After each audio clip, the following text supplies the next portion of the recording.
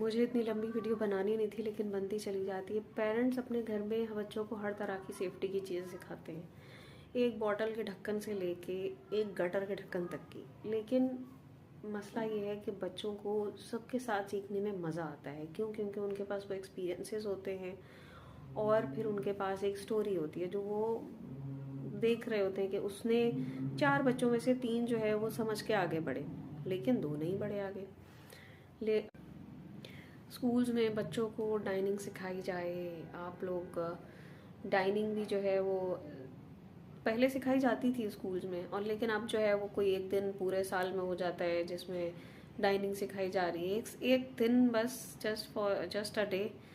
और oral hygiene जैसे teeth brush करना वो भी आ जाते हैं अगर कोई ना कोई कोलगेट वगैरह वाले, तो दैट्स इट। अदरवाइज जो है वो ये सब भी ना हो शायद। तो स्कूल में सिर्फ पढ़ाई हो रही है, या फिर ये रंग बिरंगी कलर्स चल रहे हैं, नीला कलर, पीला कलर। और मुझे याद आ गया एक बात, सॉरी। कल मुझे मेरे बेटे ने बताया उनकी क्लास में कुछ चल रहा है आजकल। सुनाती हूँ क्या क्या चल रहा है क्लास में। नीली परी कमरे में बंद, मुझे नादिया पसंद चाहिए। तो हम बच्चों को कुछ दिखाए ना दिखाएं, ये भी बच्चे स्कूल से ही सीख कर आ रहे हैं, क्योंकि उनका क्या सर्कल है स्कूल में मेरी समझ नहीं आ रहा।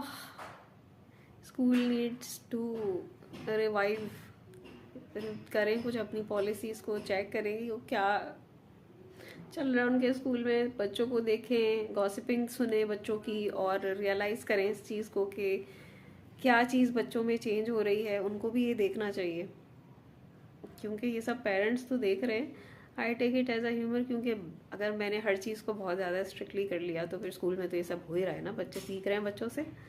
तो why would I behave like, oh ये क्यों कर रहे हो? It's okay.